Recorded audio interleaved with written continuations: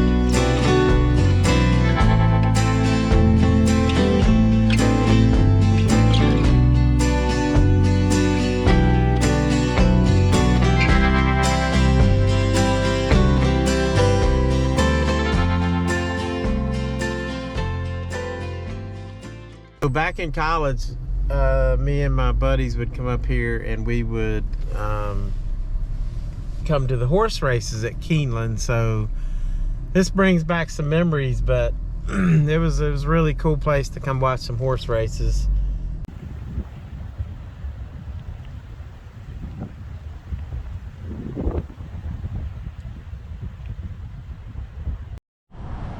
This is pretty cool. So this is where the horses, you're talking about big horses, they're in this little gate, and when these doors open they come flying out, as you've seen on the racetrack. So it's pretty cool to be up close to one of the gates where the horses come out.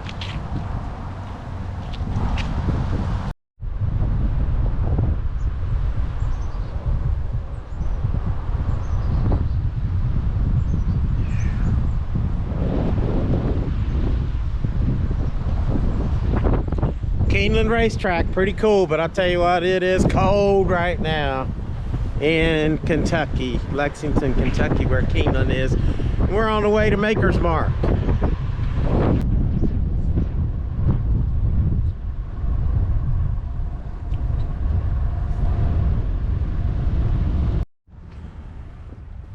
It is 28 degrees and it may look sunny, but it's cold and the wind's blowing. But we're here at Maker's Mark, going in now.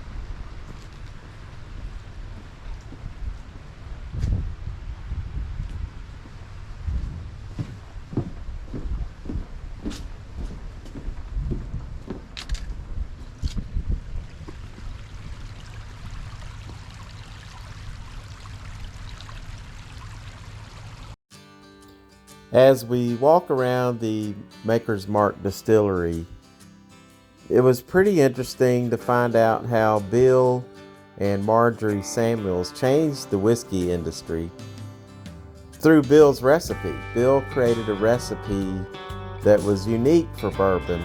It had a mash bill of 70% corn, 16% wheat, and 14% barley, which, as you know, most bourbons have a lot of rye, but Bill did not like rye whiskey.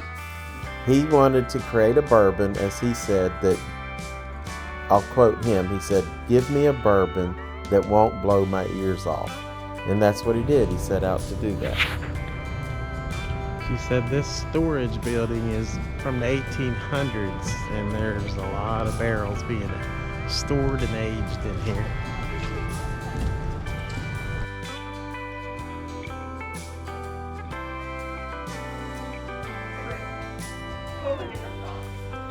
So on the top levels of each warehouse, it can be between 140 degrees in the summer. So in the heat, it'll expand very quickly inside the barrel.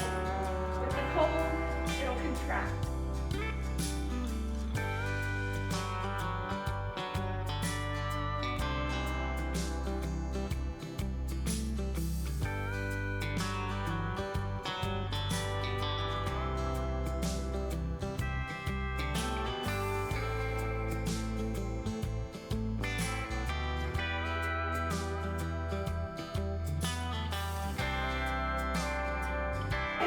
They made about 120 variations on these staves. So stave is just a piece of wood.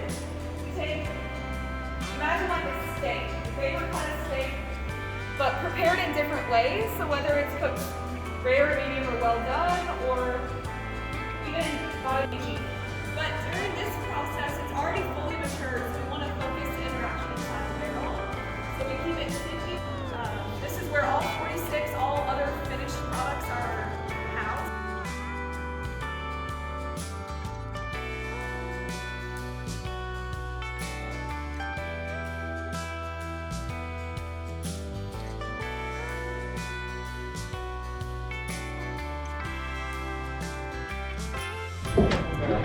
Some of them are kept in here. The majority of them are kept in Loretto.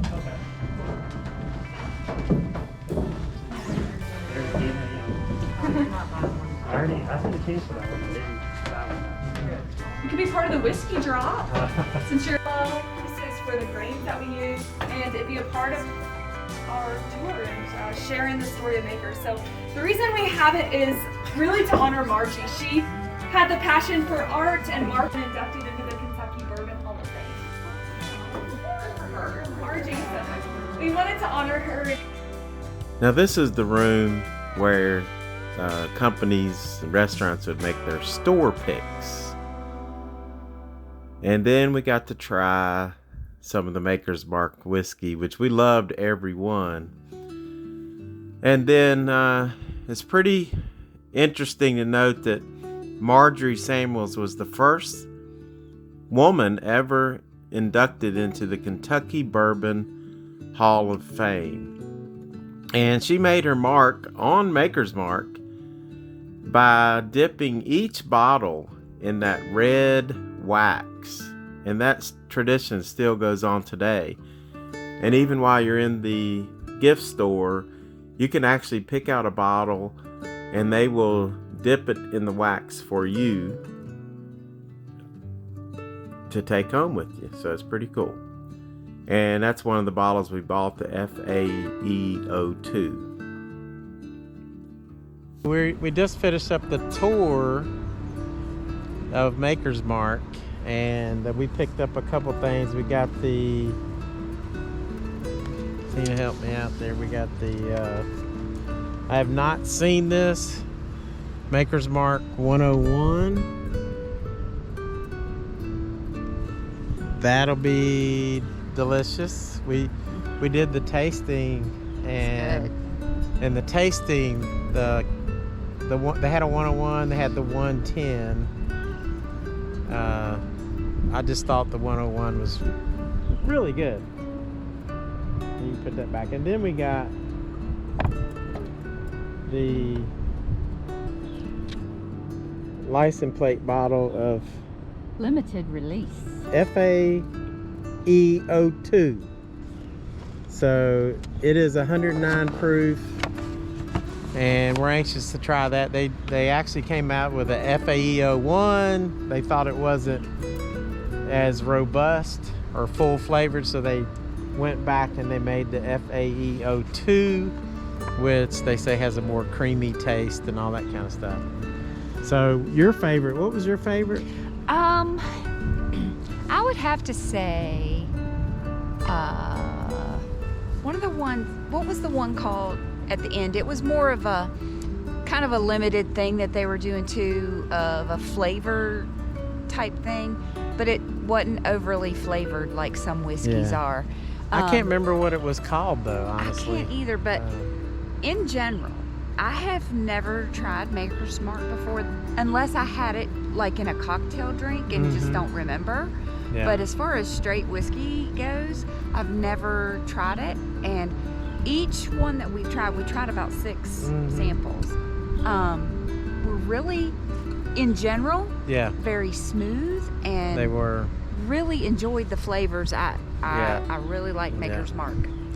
I like it It's too. a new one for me. So, like, I'm with Tina. I think the only time I've had Maker's Mark is in a cocktail. So it was cool to come here. I've got several bottles now. Yeah. I've got some store picks and some other stuff. So we're just going to do a Maker's Mark video. Yep. So that'd Got be cool. to. So we'll do that. But the tour was good, except we couldn't go in the distillery, which was I was a little disappointed about that because I wanted to go see the process. But several other buildings we did get to tour, and you'll see that, of course. all right, on hope you the video. enjoyed this first part of the Kentucky Bourbon Trail tour, and we're going to go on to Woodford next, so watch out for that video. This was a lot of fun. Yeah.